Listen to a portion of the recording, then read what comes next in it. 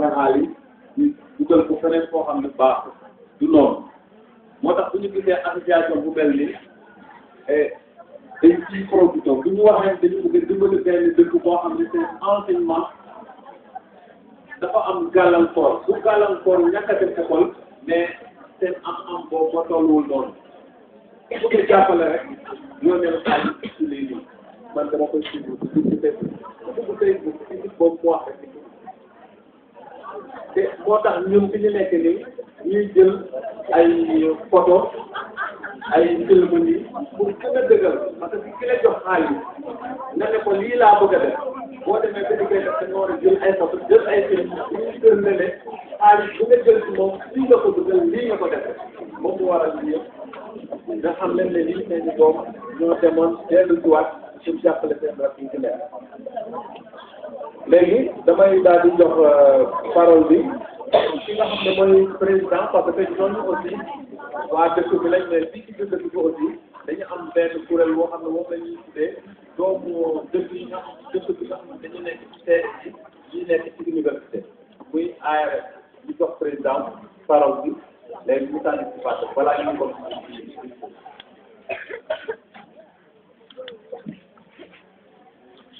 voilà.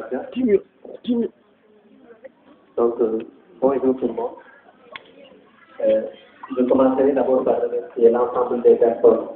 qui sont aujourd'hui présentes et ceux qui, de près ou de loin, ont participé à l'initiative qu'ils vais aujourd'hui porter. Je commencerai ensuite par remercier les élèves, les professeurs, le PCR, les chefs de village, et puis bien sûr nos frères qui sont à l'extérieur, qui nous ont véritablement permis d'avoir aujourd'hui ce lot de matériel scolaire destiné à nos frères et sœurs. Je commencerai encore par remercier les personnes qui aujourd'hui se sont décarcassées pour installer les bâches, les bancs, pour que la cérémonie puisse se dérouler de la manière la plus normale possible. Ensuite, j'en viendrai à vous, les élèves. Ce lot de matériel a été collecté par des gens qui sont de Ndianda, qui sont aujourd'hui à l'extérieur, qui sont soucieux de l'éducation au niveau de notre village et qui, malgré les situations difficiles à l'étranger, malgré les crises à répétition, ont donné de même de leur argent pour vous donner aujourd'hui ce lot de matériel. Je vous exhorterai à travailler, à savoir que pour l'heure, il n'y a que le travail à l'école qui doit être votre créneau. Vous devez aujourd'hui rendre la pièce de la monnaie à ces gens-là qui se sont sacrifiés pour vous en essayant de faire le maximum pour faire des résultats. Cela nous encouragera, nous-mêmes qui sommes là, à véritablement demander encore de l'appui dans le domaine de l'éducation à nos frères et sœurs qui sont à l'extérieur. Soyez sûrs, vous les élèves, que vous équivalez à l'ensemble des élèves du Sénégal, de votre niveau, qui, comme vous, vont à l'école. Soyez sûrs, comme le disait l'autre, from the ghetto to the White House. Vous pouvez partir de la base la considérer comme la plus basse de l'échelle jusqu'à arriver au sommet. Il ne vous manque, ou bien il ne suffit tout simplement que de s'y mettre, de mettre du courage, de l'abnégation, de la détermination et d'être dur avec soi-même pour pouvoir réaliser ce rêve. Ensuite, j'en viendrai à nos parents. Nous vous demandons d'être encore beaucoup plus présents, de nous accompagner dans notre mission, que ce soit pour l'ARN ou bien pour l'AIDN, notre mission qui consiste à développer le village de Ndianda. Surtout, appuyez-nous dans le cadre de l'éducation, de la sensibilisation, quel que soit le thème que nous aurons choisi, et ainsi, nous pensons que main dans la main, nous pourrons arriver à faire de ce village un havre de paix, tant sur le plan social que sur le plan des résultats scolaires. Ensuite, je terminerai par féliciter et toutes les personnes qui sont à l'étranger comme qui sont au Sénégal et qui font partie de l'AIDN et qui ont véritablement voulu mettre ce cadeau entre nos mains et remercier ensuite les principales et toutes les personnes qui ont participé à cette manifestation. Donc, li ma wax ma teg ko ci olof tuuti pour suñu parents yi nga xam ne dégguñu tubaab noonu mooy ñun ARS ci sama personnalité la ñuy jaar remercier ñi nga xam ne ñoom ñoo jàpp tey ba lii mën a am di leen remercier te nga rek ñoom doomu dëkk bi lañu mais bu leen neexoon tamit ñu dem am seen teraanga bañ a ñëwaat mbaa bu leen dégg mbaa buñ ci ñëwee mu am nu mu demee ñu leen di remercier loolu lañ commencé remercier représentant yi ñi nga xam ne ñoom ñoo fi ñëw teew ci fête bi nii ensuite xale yi ñu ne leen nañu gën a góorgóorlu parce que tamit lii dafa am lu muy firndeel nit bu lay jàppale yow tamit da nga ko war a jàppale am sa livre ñëw fekk ko fekk bañ cee jàng mbaa nit ci defal la dara ba pare résultat yi doon teen ko gisu ko loolu dafa am lu mu def ci moom tey découragé bu boobaa moo tax ñu gën leen naa gën a ñaax pour ñu jàng am na matériel bi nekkul dañ ko andi nii rek pour former ñun balaa ñu doon gën a kontaan ñu ñëw ci beneen fête ñu naan kii moo fi am mooy maam yi kii moo fi am mooy am bu boobaa ñu xam ne kat ñoom des bi nga xam ne def nañ ko am na impact ñu ñaa ngi jàng te seen yéen di am nañ njëriñ donc loolu lañ amoon ci li ñu ciy wax ñu ngi remercier ñëpp parents yi tamit ñu wax leen pour ñu gën a jàppale dans le domaine de l'éducation parce que lépp lu mën a am rek ñu ngi doon seen ginnaaw ñu ngi liggéey yéen tamit ñu ngi leen di ñaan ngeen jàppale quelque soit avant ñu ngi seen ginnaaw donc je vous remercie. Voilà, merci. dañu daal di jox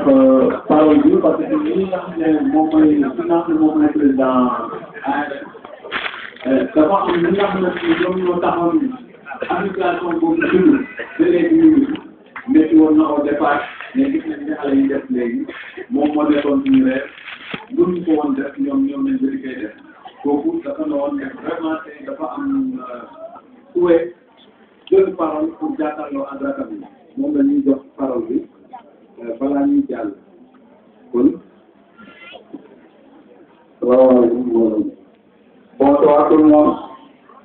Bon, moi je vais prendre la parole en public, mais aujourd'hui je suis obligé de le faire. Bon, je vais m'adresser en première à mes chers petits frères et petites sœurs, élèves. Vous avez vu tout ce qu'on a mis sur la table là. Faites tout pour le mériter. Parce que ça va nous encourager à renouveler ça davantage. Vous devez réussir, vous chers élèves. Parce que vous avez tout le soutien qu'il faut pour réussir. La chance que vous avez aujourd'hui là, nous on ne l'avait pas. On était obligé d'abandonner nos parents ici à l'âge de 12 ans, 13 ans, à aller là-bas à Joal dans n'importe quelle condition. Et on a tenu, on a réussi. Donc vous aussi, vous devez réussir. Ça ne sera pas facile, mais il faut tenir le coup. Il ne faut pas rester là et dire non, Michel a été à l'université, il a fait d'abord combien d'années, il est revenu ici, il change. Non, ça c'est pas votre problème. Vous avez gagné votre problème. Vous êtes en quête de savoir, il faut faire tout pour que ce savoir ait votre diplôme. Après le reste, ça viendra.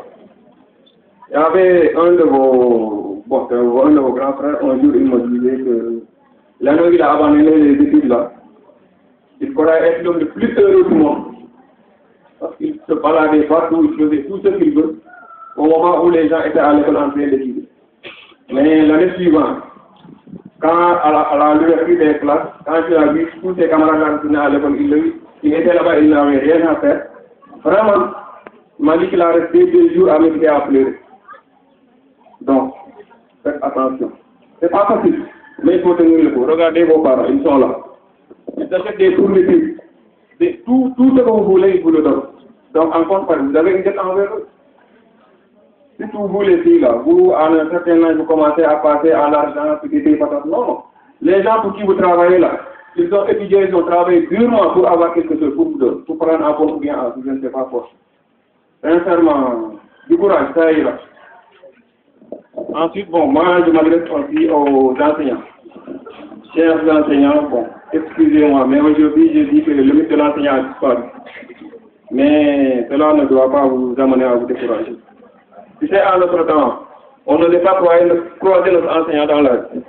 Sinon, ou bien tu vas apprendre tes leçons correctement et faire tes exercices. Sinon, le lendemain, à la première heure, tu seras au tableau. C'est pas facile.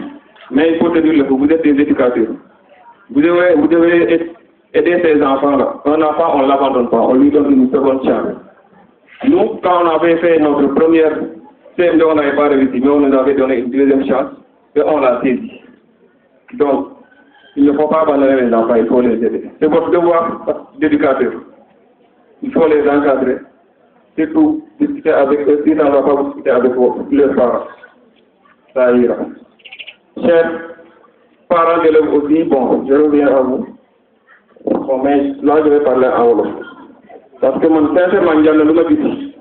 parents qui appellent les élèves, qui appellent les xale. Parce que man, jàppale wuñu enseignant. Parce que man, mënuma comprendre. École tijji.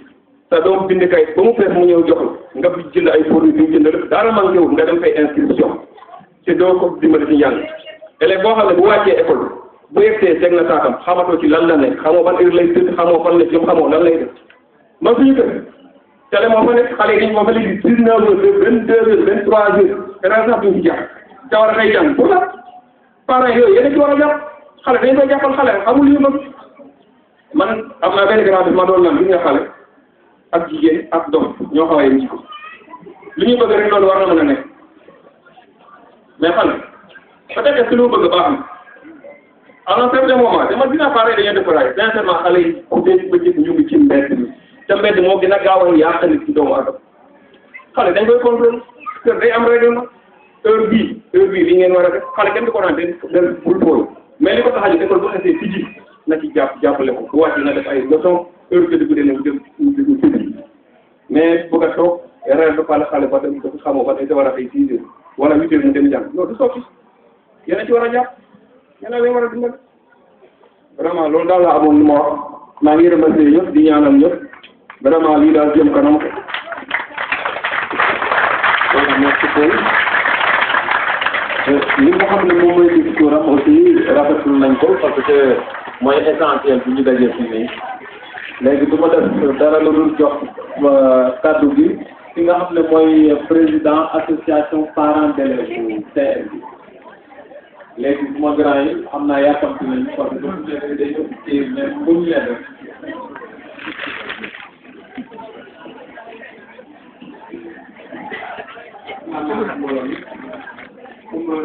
comme ñu bëri jafe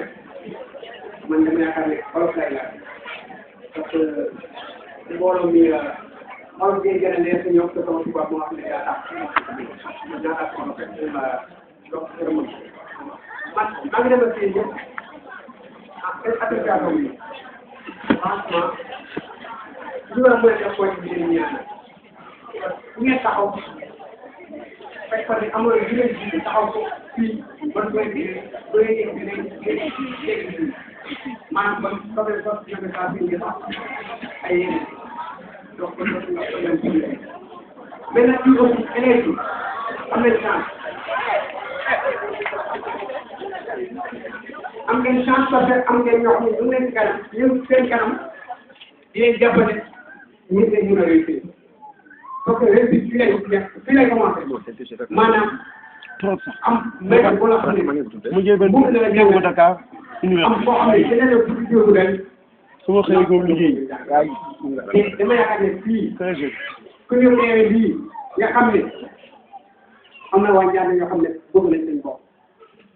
parce que am na ñu nekk France nekk fale leen am na ñu nekk Kani nekk fale leen am na ñu nekk Ndiané gii nekk ci leneen mais nit ki foo nekk te xalaat ay dëkk xalaat yi nga jógee yaa ngi commencé nekk nii parce que nit mooy xel te lii borom xel moo ko mun man def naa lii ba réussir naa dimbale sama rak sama doom sama jarbaat pour ma réussir kooku borom xel moo ko mun moo tax lu ñu leen war a mun a ñaanal nañ leen ñaanal wér ak xel bu dëgg parce que lii borom xel moo ko mun man de fi ma féete naw naa leen lool yéen xale yi parce que am na ñu bëri ñoo xam ne ñu ko fii si tànk bi di chômer di jàpp si mbéy mi ñii di sàmm bu ñu amoon lii bon lii du am bu ñu amoon ni ko leen dimbali lu mel nii comme ni ko consommé seen waxee ba ñu nekk ay béykat muy ay sàmmkat parce que lii kat ku mu doyul xam naa li la doy du yomb man nag fi may waxee mooy que yéen parents yi góorgóorlu leen dugal xel mu neex xel mu baax parce que xale dañ koy xalal jaaral fi baax jaaral fi moto lii day yàq parce que tubaab nee na il y a 3 temps un temps pour jouer un temps pour travailler un temps pour dormir parce que man noonu laa ko gisee lu nekk bu jotee foofu kay dem mais ñu dugal école 8 heures nga xëy ci école midi nga wàcc nekk ci mbedd bi à X heure kooku boo nee bu nga réussir aussi day nax say parents mais bu ko réussir te parents bi aussi fi jàngale xool doomam muy def loolu aussi bu ko sax dem réussir man fi may waxee mooy que yéen xale yi góorgóorlu leen fas jom leen manqué woon de am na mooy que manqué woon nga école bu yegg si na manqué woon ngeen encadré bu yegg si ma manqué woon ngeen fourniture bu yegg si na bon nag li des seen wàll la dese mooy njàng góorgóorlu lépp yemb na pour ngeen nekk de bons élèves te Cheikh Faye comme ni nga ko waxee woon lii résultat yi fin d'année lañ leen di xaar doxal seen moyens yi ku si am ay moins de 5 moins de 8 kooku yaa ko def sa bopp mais on t'a mis dans de bonnes conditions pour réussir ngeen njëkk a xalaat loolu d'abord parce que il y a 3 mois de ça le 7 juillet passé il y avait le prix de l'excellence pensez-y dès à présent parce que mu ngi suñu kanam te ren jii nga jël prix bi déwén nga fait parmi les derniers c'est pas encourageant surtout pour ceux qui ont fait ça parce que ñu def lii ñoom ngeen war a dimbale wan ne ne ñun li ngeen ñu defal métti nañu ko par vos résultats man de kontaan naa lool parce que am naa ku mel ni Maguette Ndaw lu école njàng soxla lu jeune bi njàng soxla mu fi taxaw kooku ñun ñëpp xam nañ ko war nañ ko gërëm kontaan naa aussi ma amee principal bu mel ni Ibrahima Mané koo xam ne du feebar du tardé du ñëw en retard du manqué benn seconde à l'école te il n'hésite même pas à aller en classe en tant que principal kooku boo leen ko amee am ngeen 1000 chances pour réussir sama daw bon kooku waa njàngale nekk na fii jàngale fii à l'élémentaire ñu bindee yéen des fois fii yor leen en comme superviseur surveillant donc kooku li muy liggéey fii si ñaan nag yéen ñi ko sori xanaa xamu nañ ko mais élèves yi ak ñi liggéey moom xam nañ ko donc Samba Daw principalement ne je vous remercie et le corps enseignant ñu fi nekkul bu ñu ñëwee ngeen ne après bi mu ngi leen di gërëm te fi ngeen teg seen tànk bu leen ko teggi parce que lii moo tax école bi jëm kanam école enseignant moo ko yore enseignant bi bu dee école bi normal école bi day normal parce que man de ñii ñoom Fodène ñoom Vieux Ndiaye am ñoom Cheikh Faye mais ils sont bien dans leur carrière bon nag bu ñu gisee ne am na seen morom yoo xam ne échoué nañu parce que manque de soutien ñu ñëw def lii pour soutenir leen chers enfants faites tout pour réussir bonne année à tout le monde merci. Voilà, bonne année scolaire à tout le monde. Faites tout pour réussir. ñëpp a ngi jàpp seen loxo ngeen war a góorgóorlu léegi dañuy daal di jox parole bi nag kenn ci kilifa yi gën a kawe ci njàngale bi fii ci dëkk bi mooy suñu principal Ibrahima Mané bu tee mu jàll.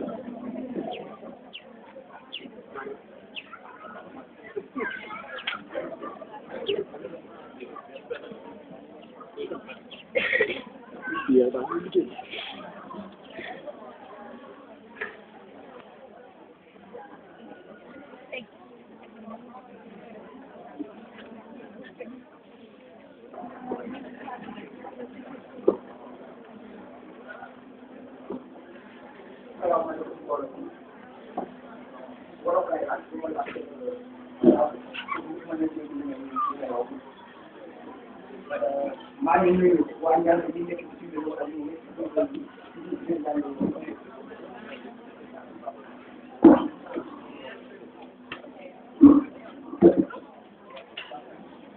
salaamaaleykum waa Ndiaye di nekk ci biir ak ñu nekk ci biir yi ñu jàppale ci ndimbal bi maa ngi nuyu PDR maa ngi nuyu Sanifal Diallo maa ngi nuyu étudiant Diallo yi nekk Dakar Saint-Louis fu nekk maa ngi nuyu parents d'élèves yi maa ngi nuyu sama surveillant en maa ngi nuyu aussi samay élèves tey nag bés bu màgg lu tax bés bi màgg parce que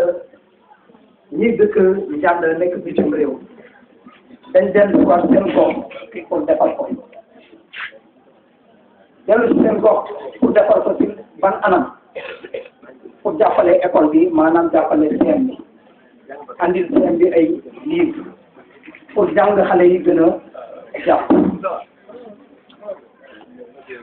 dañu kontaan ba fi mu ne nii mënuñu wax parce que daaw waxtu bi amoon nañ ay problème bu livre suma élèves yi yaakaar naa duñ ma weddi élèves yi léegi defe naa joxuñu leen woon livre daaw wala suñu leen joxee livre tamit defe naa ñaari livre lañ leen joxoon mooy livre LD defe naa élèves yi génn su ma juumalee ñeenti élèves ñoo doon bokk benn livre mathématique su ma juumalee cinquième ñeenti élèves pour benn livre mathématique loolu tax na ba xëy na sax jàng xale yi mënul woon jàpp bi waroon tax mu jàpp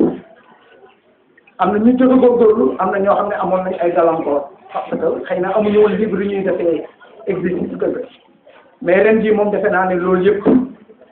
waa Njànd yi nekk bitim réew waa association internationale pour le développement de Njànd raxas nañ coono yooyu yëpp daanaka liñ joxe ci livre tax na ba classe bu nekk dinañ mën a am benn livre pour ñaari élèves ci matière fondamentale maanaam français anglais ak mathématique yooyu ñooy matière fondamentale ren jii moom prétexte wala alibi du am defuma exercice sama kër parce que au moins livre loolu moom du fi am ren képp kuñ joxe exercice duñ ko mën a def parce que livre yaa ngi te à partir de altine dinañ jël livre yi joxe donc xale yi li ñu leen di ñaan mooy ngeen gën a góorgóorlu ci njàng mi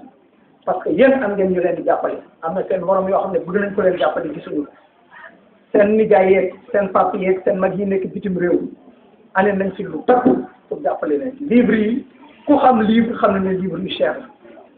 ku xam livre xam ne livre caaxaan donc livre cher lañ leen andi nen rek ngeen leen mën a delloo weccit bi moom ngeen jàng am ay moyens yu baax mooy wëlbatiku nag ci waajuru xale yi man nag njàng xaw naa ci am tuuti problème bi ma am mooy ci biir école bi jigéen ñi rek laay gis ma gis góor ñi daa biñ defee fête gouvernement scolaire presque gisuma bi benn parent d'élève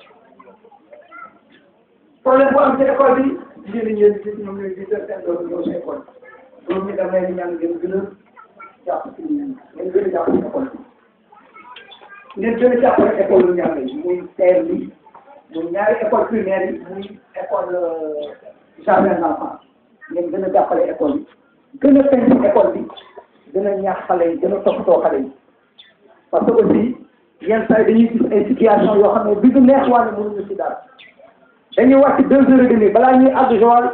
gis nañ élèves yaa ngi ci waaw waaw ñoom su ma tudd suuf mais xam nañ seen bopp ñu ngi fa di tudd alors que waxtu woowu ay waxtu jàng li may wax d'habitude parents yi su dee inscrire seen i doom mooy dama leen di wax ne ci école bi fii jàng amul su ma ko waxee ñu bëri dañuy jaaxle dañ may xool ay bët yu rëy mais jàng amul fii njàngale moo fi am njàngale moo fi am daanaka xale bi day root su rootee ba noppi kër ga la war a naanee ñu ngi mel ni ku dem robinet ba root bi si robinet bi ngay naanee ndox mi xam-xam bii xale yi ci kër ga lañ koy naanee suñ ko naanee kër ga ba noppi ñu dellu si waat ñu xayma leen suñ leen xayma su xayma bi jàppee mooy xale bi dina paas su xayma bi jàpp mooy xale bi dina ruble su jàppaatul mooy xale bi dañ koy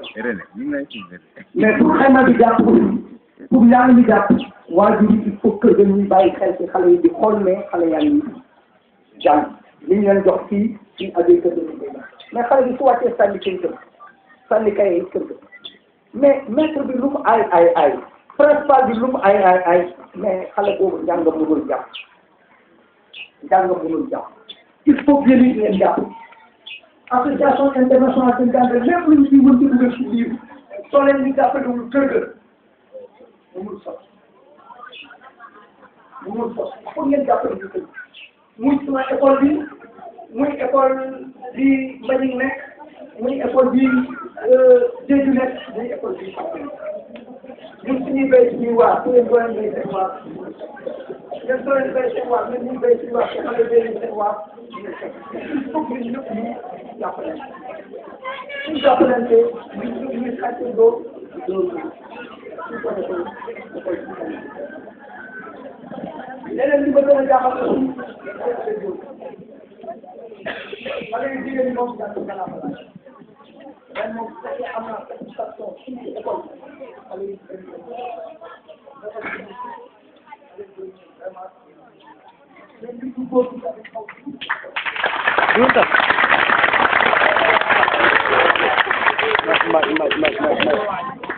ñun góor ñi dañ xaw tuuti école bi parce que dañuy gis suñu activité bu góor ñi nekk ci école bi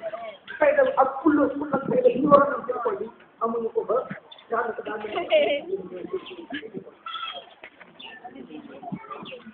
donc loolu tamit problème la xale yi dañu yeewu école bi xaw naa leen mere yeneen yëpp nag xaw naa leen mere lu tax ma mere leen parce que kër bu ñu def école bi mais étudiant alors que am na gouvernement scolaire am ngeen ñu ngi de l'organisation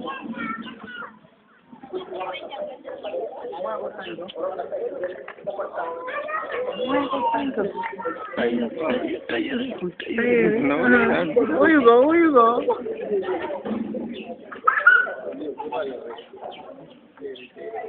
Donc, ñu la amoon li may wax li ma gën a kontaan mooy tey ci dem ci yàlla Guelwaar xam ngeen Guelwaar dem ci yàlla Guelwaar may kon dina kontaan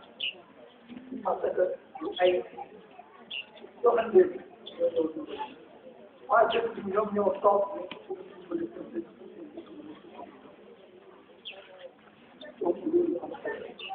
suñu réewu Afrique muy Sénégal muy Gambie benn tubaab bi ñëw développé ñun ñoo koy développé ci bopp suñ croisé les bras nag seetaan ñu def ci ginnaaw donc il faut ñu jóg faire pour jàng mi taxaw suñu def parce que jàng la ñu ñëw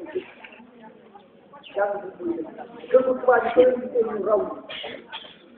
dëkku Asie chinois yi soo leen ñu raw dañ ci leen jàng xale yi dañ ci leen jàng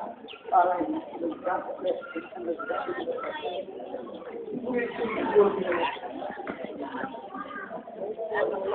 ren jii moom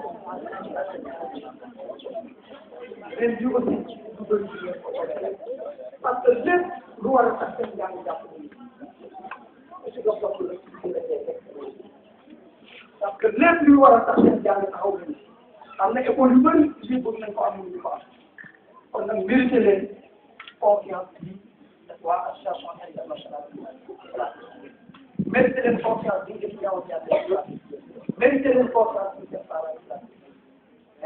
yi cher na tar fourniture cher na tar na mais seen parents ñaa koy def te comme ñu koy def yi lenn rek lañ leen di ñaan mooy ngeen soo leen jàngee ngeen di seen waajur ngeen gën a tax waa association internationale bi gën a sawar ci école bi étudiants yi gën a sawar ci école bi donc lii laa amoon ci kàddu yi ma leen di jox parents yi nag beneen kàddu bu ma leen di sànni ah temps yi gis nañ ne inscription yi taxaw nañ lool inscription yi daal yëngatootul am na ay temps mu yëngatu mais fi mu ne nii moom inscription yi dañu taxaw te liñ amoon yëpp def nañ ko ci abri provisoire donc vraiment ngeen jàppale ñu ci inscription yi pour inscription yi gën a baax pour suñu duñ am yenn gàllankoor yi ci altine à partir de altine voilà maa ngi leen di gërëm di leen di remercier association internationale bi di remercier étudiants yi remerciement boo xam ne am na fu mu commencé mais amul fu mu mën a jërëjëf pour li ngeen defal xale njàng yi jërëjëf pour li ngeen defal dëkk bi jërëjëf Donc, je vais glisser quelques mots en français. Et ces quelques mots que je vais glisser, je vais commencer par Guelewar, dans le film de Ousmane Sembène. Guelewar est un acteur sénégalais, Thierno Ndiaye Dor, que Dieu ait pitié de son âme parce qu'il est décédé. C'est quelqu'un dans ce film-là qui s'est battu contre l'aide internationale, en particulier l'aide que les Européens nous apportent sans nous consulter. Ce n'est pas le cas des membres de l'Association internationale pour le développement de l'Inde. Avant de faire quoi que ce soit dans ce thème, ils m'ont appelé. Et pendant de longs mois, j'ai fait des correspondances, j'ai fait des courriels, j'ai discuté sur Skype avec l'ambassade pour lui dire quels sont nos besoins. Et eux aussi, ils ont respecté ce que nous leur avons proposé comme besoin et ils ont satisfait nos besoins. Pour cela, nous remercions l'Association internationale pour le développement de Dianda, pour le soutien ô combien important qu'elle nous a apporté cette année scolaire. Nous ne cessons aussi de remercier les étudiants de Dianda. La plupart d'entre eux, évidemment, sont nos anciens élèves, M. Diallo et moi. Et nous les remercions parce que depuis l'année dernière, nous sommes dans une atmosphère de très franche collaboration. Ils nous viennent en aide. Je les remercie aussi pour les cours de renforcement, les cours de vacances qu'ils ont organisés cette année. Chers élèves, ce que vous devez comprendre, c'est que les pays se dépassent les uns les autres par la qualité de leur éducation. Et les membres de l'Association internationale pour le développement de Dianda ont compris cela. Ils ont tellement compris cela qu'ils ont apporté une aide. Ils ont apporté leur part dans la construction de l'école de Dianda, dans le développement de l'éducation de Dianda, en apportant des livres dans les matières fondamentales. Ce qu'on appelle les matières fondamentales, c'est le français, c'est l'anglais, ce sont les mathématiques. L'année dernière, à cette heure, en 6e, nous n'avions pas donné de livres. Pas de livre de français, pas de livre d'anglais, pas de livre de mathématiques. En 4e, en 5e, je crois qu'on avait donné un livre de maths pour 4 élèves. Je crois que vous n'avez pas donné de livre d'anglais, mais si on vous avait donné des livres d'anglais, c'est un livre pour les élèves. En français, il n'y avait pas de livre. Cela, aujourd'hui, c'est participant. Donc, mon père, mon grand-père, vos grands-pères qui sont agités, ont résolu ce problème. Maintenant, la balle est dans le camp de qui? Je me pose la question. La balle est dans le camp de qui? Hein? La balle est dans votre camp. Et cette balle-là, pour la retourner aux membres de l'Association internationale de Dianda, aux étudiants de Dianda,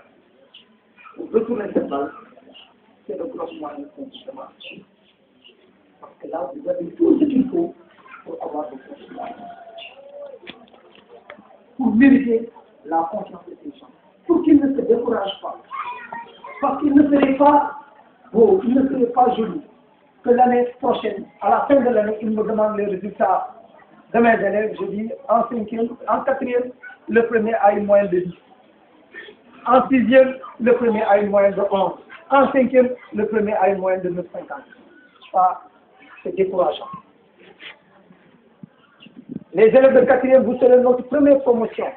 pour le BFM. Ça, il faut l'avoir en tête. Et ces livres vous permettront de pouvoir aborder cette phase à partir de l'année prochaine. Et le BFM, ça commence en classe de 4e. Sachez que on sera très rigoureux cette année en classe de 4e.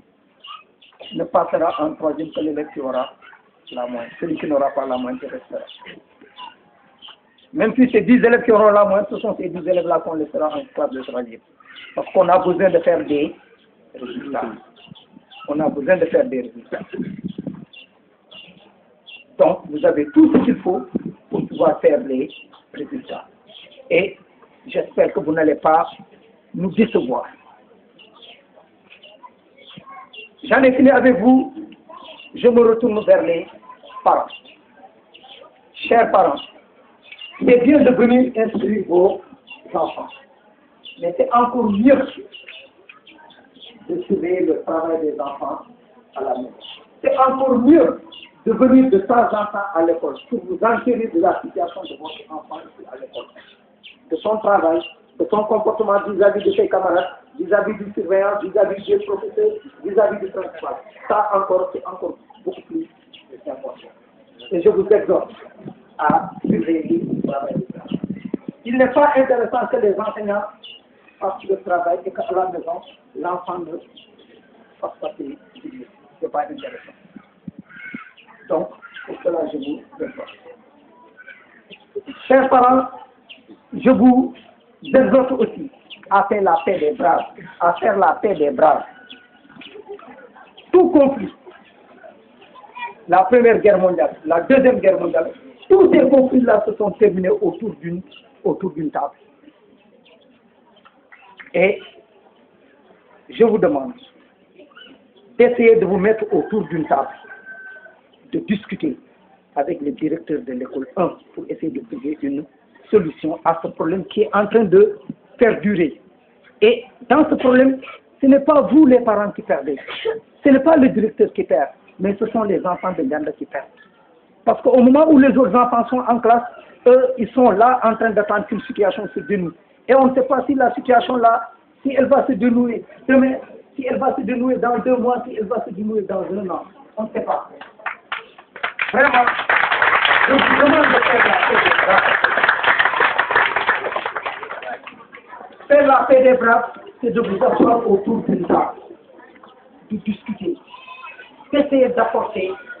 les solutions à ce problème lancinant au niveau de l'école élémentaire de Ndianda. Je ne cherche pas à savoir qui a tort, qui a raison. La seule chose que je regarde, c'est les intérêts des enfants de Ndianda. Parce que ñun mag ñi suñu wàll dem na wàllu mbañ dem na yéen ñi nekk ci APE bi seen wàll dem na mais wàllu xale yi commencé bul sax bay dem comme commencé bul nag bay dem dimbale leen xale yi ngeen seet yàlla ngeen seet ci xale yi ngeen jéem a régler problème école bu ndaw noonu ko mën a régler rek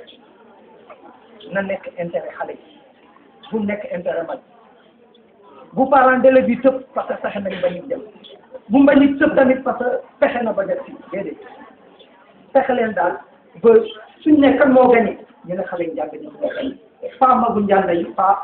directeur bu njàng yi parce que problème bi àgg na fa tey nag peut-être mooy ñaareel ñoom bi may àgg ci problème bi keroog dem naa ci réunion bi amoon yóbbuma ko woon sax dama jaaroon di nuyu monsieur Samb ma fekkal ni ko moo wàcc moo tax tey tamit comme nekk nañu mbooloo mi ci affaire école la ñuy wax véritablement dama leen di ñaan pour ngeen seetee problème boobu rek parce que xale yooyu ëllëg samay élèves la ñuy doon su base bi raté fële complètement mais fii kenn mënul fexe ba redresser base bi te plus ñuy toog plus base bi di raté parce que yeneen écoles yi xaaruñu de yeneen école yi xaaruñu ne problème mu njàng rek la ne yeneen école yaa ngi jàng devoir yi commencé nañ ñu ngi jox te ay ba seen parents yaa ngi dem ci école yi di xool bu ñëwee fii avec un mauvais niveau. voilà on dit que na maa ne tëb parce que voilà résultat yi baax. donc loolu rek laa leen di ñaan. Ah oui, c'est bien dit. loolu rek laa leen di ñaan que Mbagnick def ci wala mu dem man du sama problème que yéen parents yi ngeen def ci école bi wala def leen ci école bi du man du sama problème man sama problème xale yu lay élèves. ñun de amoon nañu bu baax ñu à Joal ñun. parents yi ñu moom ngi université jàng. seen wàllu dem na wàllu Mbagnick aussi dem na dafa affaire yi dañ dem ba nga xam ne daaw biñ ñëwee fii école primaire bi am ay problème table man dama jëndee samay table ban joxe am na ñu ci d'accord lool parce que peut-être am na fu ñu jaaroon mais du ma si yegg mais bi may joxe table ban yi dama ne table ban yi man moomu moo ko gouvernement Sénégal moo ko moom te gouvernement Sénégal dafa ne pour élèves yi élèves école primaire yi même suñu newul te ay élèves lañ su ma fi yor ay table ban tëj leen ci xale yi di toog si suuf loolu moom du xel sax moo tax damay yëg samay table ban joxe yeneen aussi dama leen di ñaan mbooloo di nekk guerre jëf muy guerre mondiale bu njëkk bi ñaareelu guerre mondiale Israël ak Arabie depuis 1948 ñu ngi guerre mais li ñu jëlee ñu ngi toog di waxtaan ci waxtaan rek lañ mën a amee solution donc dam leen ni ñaan ngeen jéem a waxtaan ku nekk bët xolam ku nekk bàyyi li gënul métti li jàppal li gën a métti ñu ko jéem a bàyyi ngeen toog waxtaan ngir xale loolu rek moo tax a jóg waaw salaam maa ngi leen di gërëm maa ngi leen di remercier.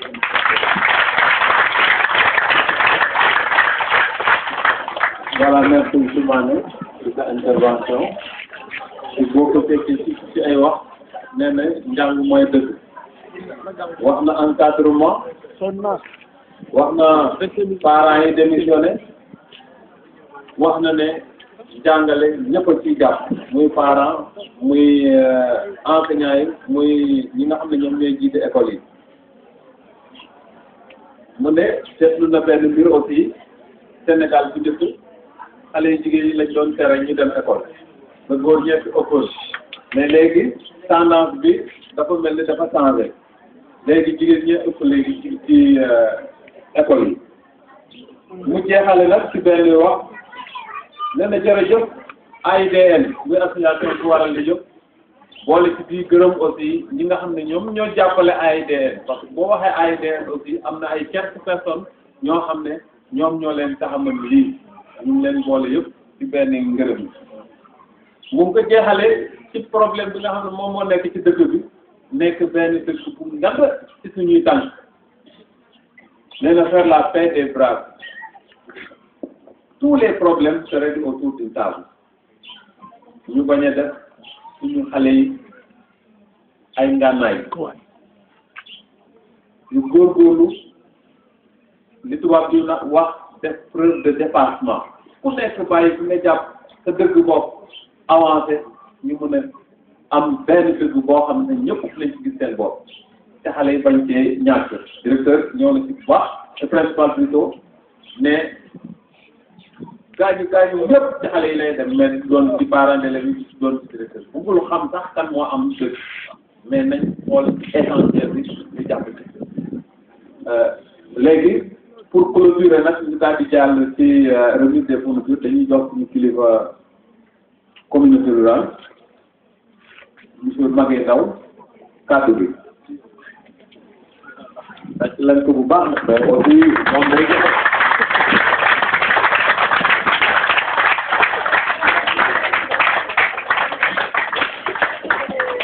maa ngi nuyu ñëpp di commencé sama nuyu ci chef de village di nuyu ñaari principal yi maanaam yàlla ak Diallo bu ngeen Diallo bu jong bu ma jàngal di Diallo xoote maa ngi ko gis donc maa ngi lay gërëm ci loolu am na jàpp na xarit yàlla na la yàlla jàppale di nuyu ñëpp di nuyu élèves yi ci présent di nuyu étudiants yi man de dama bëgg ci yéen di leen suivre ngeen yëg nga comme ni ko Agnès wax du ngeen def dara parce que maa ngi wax na ko di communiquer démb di jokkoo man guddeeg bëccëg di ma téléphoné guddeeg bëccëg xanaa tey li ma mënut ak lu ma mën a amul ku jàppale mais fas naa yéene fekk soo bakkan di nekk ci lu ngeen gën ci man fu ngeen ko waxee mu ko gën naa ko def guddi ak bëccëg Agnès franchement tout les réflexions vraiment dama gërëm ci yéen parce que fekkee ne liggéey leen ci dëkk ak lu tuut ak lu mën am na ñoo xam ne am nañ milliards duñ faale seen waa dëkk am na ñoo xam ne am nañ dërëm di ko partage seen waa dëkk yéen nag xanaa kay waa dëkk ñu dañ ñaan xam naa ne ak tuut li nga lay am gis nañ ko daaw bi ma dem ba xoole yi wax la ma ko dem ba xam nga li ma bay ñoom mooy bu leen toog ne da ngay wut ay milliards d'euros lu ngeen mën a am rek soxal nañu parce que tubaab yaa ngi ñëw suñu réew di indi ay francs di indi allo kay mais xam naa ne nekk bitim réew ak bitim réew ni métier parce que pour dem bitim réew xam na ne pour am fa xaalis ak économie rek dafa métti parce que seen liggéey bi dafa métti seen logement métti seen dund métti seen liggéey nag ngeen ci roox pour def association parce que keroog maag Demba dañ ñu envoyé pour ñu dem assister seen réunion bi fekk ñoom ñu connecté wu mais malheureusement yàlla may ñu sax ma jël ba jax ñu dem à jour connecté wu mais malheureusement keroog courant amul mais malheureusement aussi ak pexe bu ñu def mu jigéen téléphone dañoo jox fekk ci Canada Italie comme ni ko Agnès waxee ñoo xam ñëpp ci été connecté donc man de xam naa ne ñii ñu ngi leen li ko mayee na mooy jàng chance bi ngeen am nii ñoo xamuñ ko woon Agnès foo nekkoon déjà da Dakar c'est pas facile amul benn kaye boo xam ne tey lu toll saa indi na ko jox ko Agnès mbaa jox ko kenn baayam magam ou bien xaritam ou bien ñoo ko doon dimbal ak nijaayam man laa dem suul Simon laa dem suul keneen laa dem suul slogan yi léegi man si sax si fier de vous parce que je nomme comme la fille de Moustapha Ba encore yàlla na yàlla dimbal parce que saa yoo ootee ngeen da nga soo rus à cause de ça parce que man nag je fais beaucoup comme ni ko Agnès waxee mais moo ma jàng rek su ngay jàppee ma jàpp lu mooy tax bu neex parents d'élèves aussi am nañ ci parler suñu sax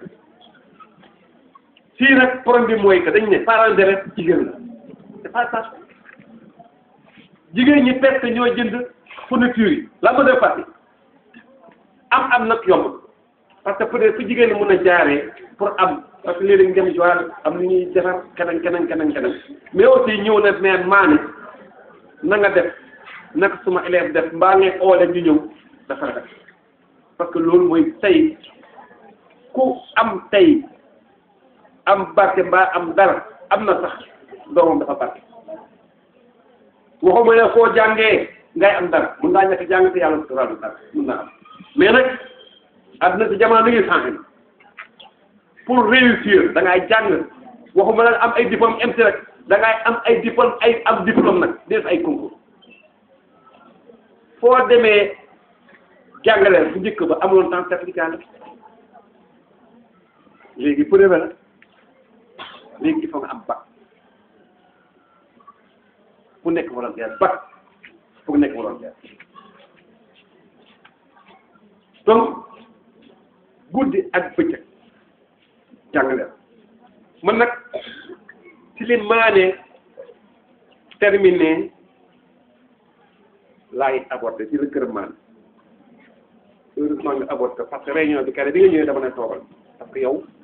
dama ne enseignant jàngalekat jaay jàng ko ànja bu baax daa jàngal ci biir classe bi jàngale ci biir classe moom nga def kera maa ngi waxtaan ak étudiants yi on a discuté on est en train de discuter sur l'avenir de Ndiamé fekkee fii baax na école 2 baax na école 1 baaxut dara baaxut ma bëgg ni ko maane waxee ñu dem ko dialogue vous avez raison chers parents d'élèves vous avez raison de la situation mais nañ toog ci salle ñaan nañ ko autorités yi ñaan nañ président ñaan na notaire yi ñaan nañ principal enseignant ñaan nañ toog ci salle bàyyi administration comme le son liggéey c'est sauver la banque des élèves man de bokk naa li ma lay wax di ñaan parents d'élèves nañ toog autour des chefs de village autour des notables autour des étudiants pour def benn réflexion liñ ba bàyyi élèves ñu jàngi understanding l'administration fait son cours man daal loolu laa bëgg te loolu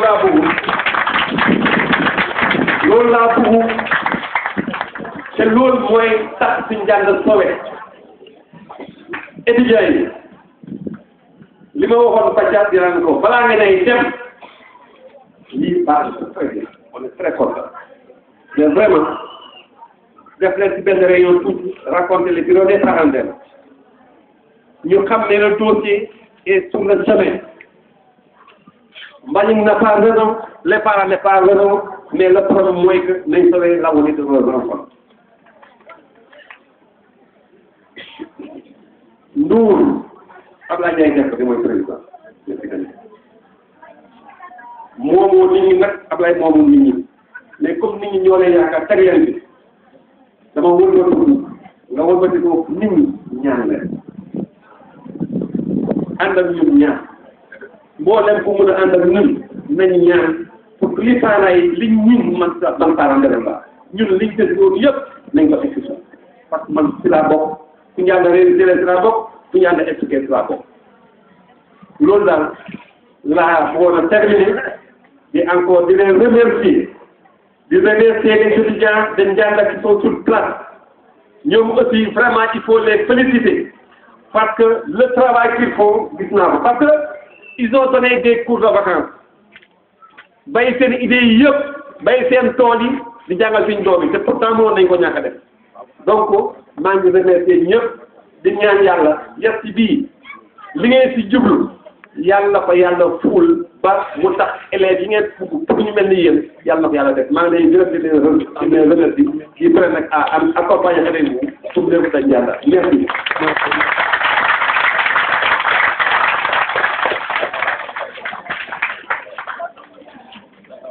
voilà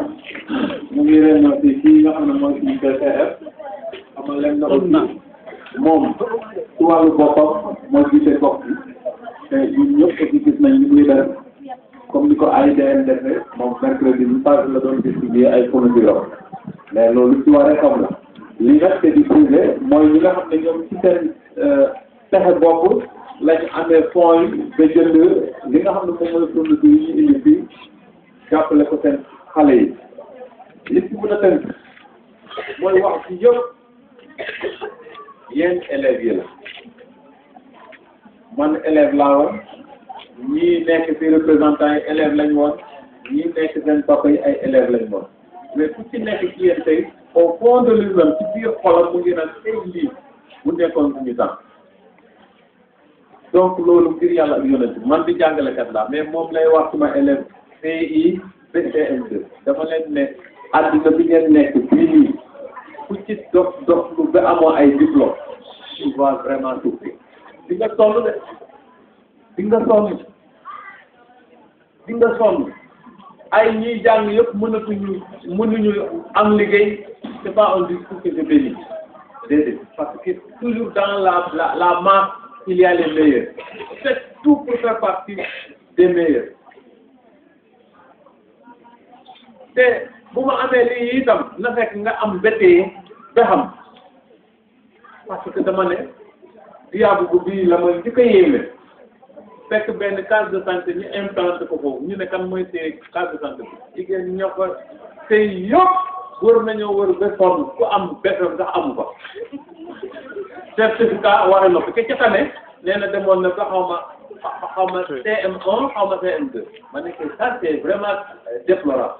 imaginez-vous ça ce qui veut dire que yéen bu ngeen defee ba am seen gësam am seen bas même bu ngeen demee tey ci gox yi gën a reculé foo dem ci World Vision ak Children Found yeeg association yu bëre ngi wëndeelu ci biir dëkk bi di jàppale nit ñëpp jigéen ñi mais koo xam ne am na aptitude diriger ONG yooyu foofu amul lan moo waral loolu ñàkk jàmm te je le dis haut et fort discours yi ñuy wax yëpp c'est sur vous lii nii Mané wax na ko la balle est dans votre camp naka ngeen koy retourner par de l'excellence que fu ñu amati distribution des prix pour l'excellence mu am un taux très très satisfaisant bu CM Ndiane buy wane ne li ñu leen jox ni mérité ngeen ko ñii sonn nañ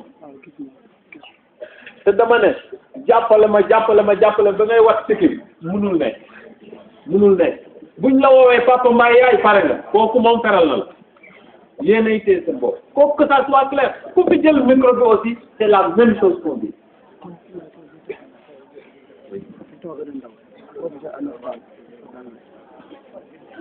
bon mais il y a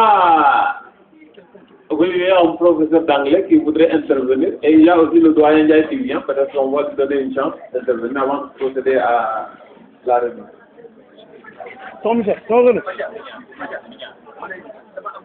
Ah. Donc, Monsieur Ndiaye. Monsieur Ndiaye, prenez la parole. Immédiatement. Immédiatement, dans un temps concis. Merci beaucoup. D'accord. Alors, je viens naturellement, je dis merci à Dieu de m'avoir permis de pouvoir être là. Parce que j'avais perdu l'espoir d'être parmi vous. Mais Dieu l'a voulu, donc merci à lui. Monsieur le Président, je m'adresse d'abord à l'autorité numéro 1 de la communauté rurale, Tonguénienne, en l'occurrence M. Maguendao. Mais je m'adresse à lui surtout en sa qualité de fils de Ndiaga. Mais vous cumulez deux coups. Celui de l'enfant du village et celui de la première personnalité de la communauté rurale de Tonguénienne. Monsieur le Président, de vos élections, très vivement, de ma part personnelle, je vous dis merci de façon infinie parce que j'ai mesuré le degré combien profond de votre attachement pour ce village-là. Je mesure en sachant également votre engagement pour les biens sociaux de la communauté rurale de Guénienne. Au nom de ma modeste personne, je vous dis encore une fois merci. Quant à vous, mesdemoiselles, messieurs les étudiants et élèves, monsieur du village de Ndiaga, je vous dirai d'abord, comme disent les latins, et comme disent les espagnols, gracias, mais utilisez également Deo gracias. Merci. Merci de vous avoir, à vous, élèves et étudiants, nous sommes tous en Ndiaga. Merci à Dieu de vous avoir donné ce sens de l'amour pour son village, ce sens de l'engagement pour son village, ce sens de l'exercice, de la détermination pour le développement global, j'allais dire, de votre village, de notre village. Depuis que vous êtes enfants, je les salue, vous ne cessez de travailler pour la promotion de ce village-là. Naturellement, comme disait l'autre, à ceux qui doivent bien faire, est-il nécessaire de dire merci? Voilà ma question. Est-ce que je dois vous remercier? Puisque déjà vous avez fait preuve de cette bonne prise de conscience qui vous a permis, aujourd'hui et hier, de vous donner entièrement à votre village. S'il s'agit de cela, je vous dis merci. Monsieur le Principal, il a toujours été ma chose et j'ai été son maître. Mais la dialectique veut qu'aujourd'hui que je sois ta chose et lui mon maître. Monsieur Diallo, merci. Monsieur Mané, merci. Mais encore une fois, puisque vous êtes des enseignants, donc des hommes conscients de la fonction qui est la vôtre, et que vous exercez avec toute la diligence que j'ai faite, est-il nécessaire de vous dire.